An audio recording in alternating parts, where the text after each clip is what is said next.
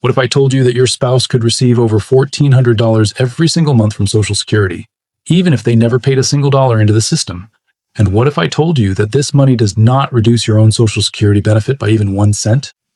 And what if I told you that millions of married Americans are leaving this exact money on the table right now simply because nobody ever explained it to them? It is all true.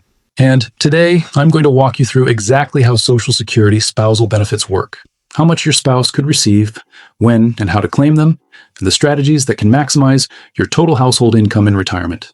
This video could be worth tens of thousands of dollars to your family. So let us get into it.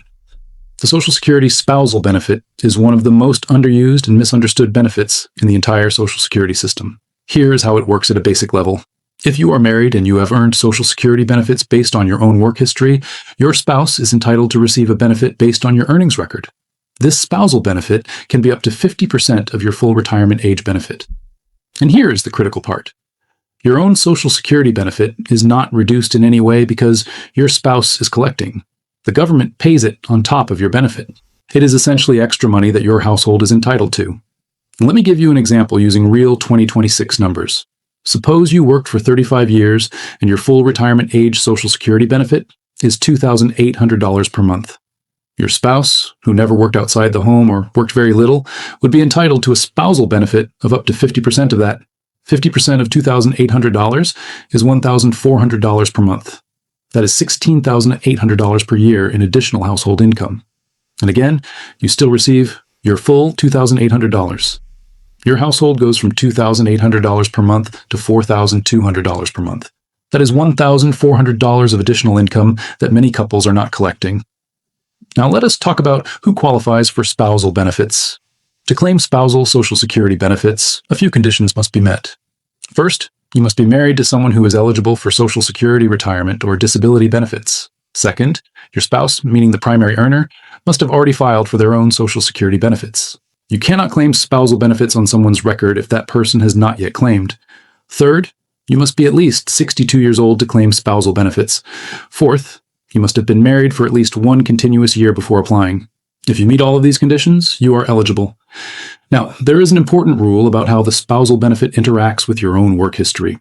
Some people who were stay-at-home spouses have done some work over the years and have their own small Social Security benefit. In that case, Social Security does not simply add the spousal benefit on top of their own benefit. Instead, Social Security pays the higher of the two amounts. If your own earned benefit is smaller than the spousal benefit you would be entitled to, Social Security pays you up to the spousal benefit level. If your own earned benefit is higher than the spousal benefit, you simply receive your own benefit, and the spousal benefit does not add anything extra.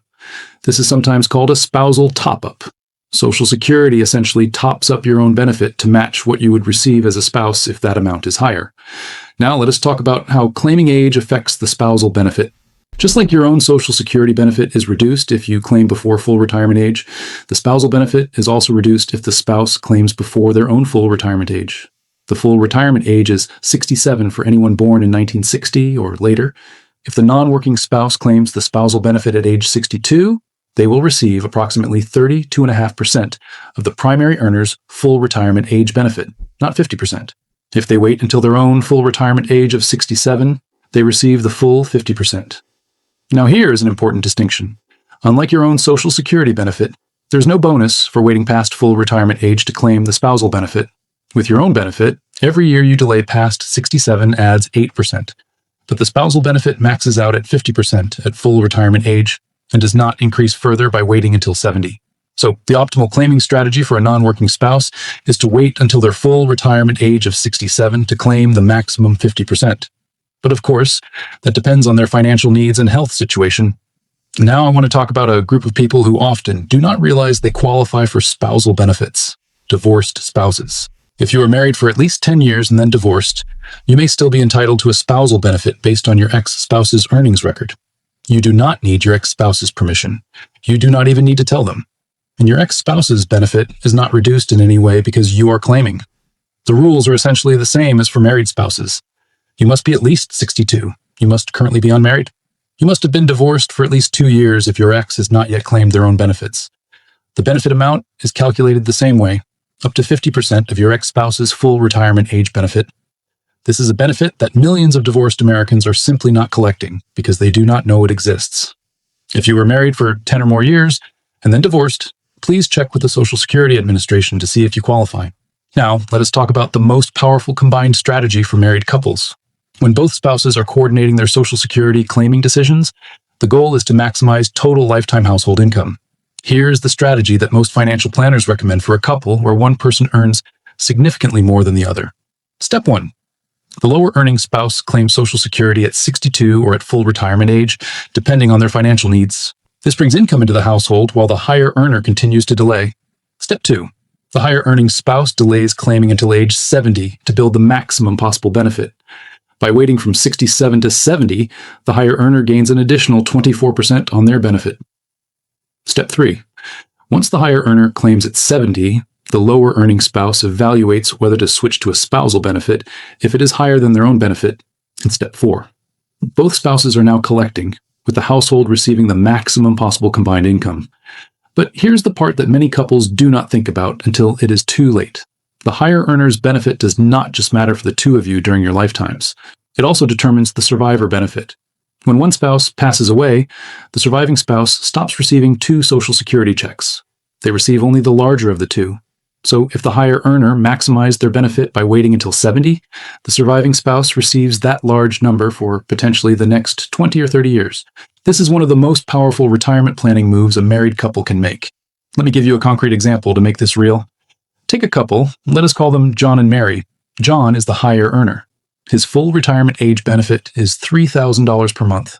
If he waits until 70, his benefit grows to $3,720 per month. Mary never worked outside the home. If John claims at 70, Mary can claim a spousal benefit of up to 50% of John's full retirement age benefit, which is $1,500 per month. So the household receives $3,720 plus $1,500, which equals $5,220 per month. Now suppose John passes away first.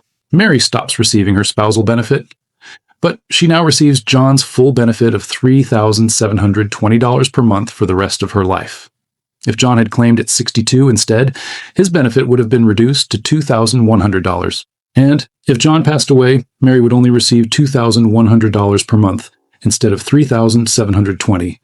That difference of $1,620 per month over 20 years is $388,800, all because of when John decided to claim. This is why claiming strategy is not just a personal decision.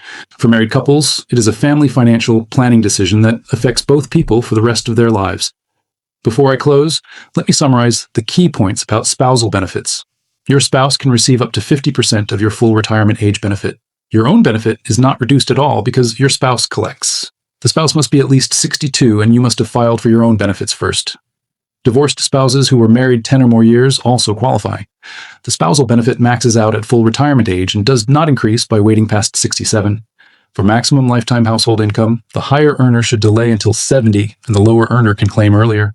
The higher earner's benefit becomes the survivor benefit, so maximizing it protects the surviving spouse. If you are married or divorced and you have not explored what spousal benefits could mean for your household, please go to SSA.gov and create your account today. The numbers might surprise you. Please subscribe for more Social Security strategies every week.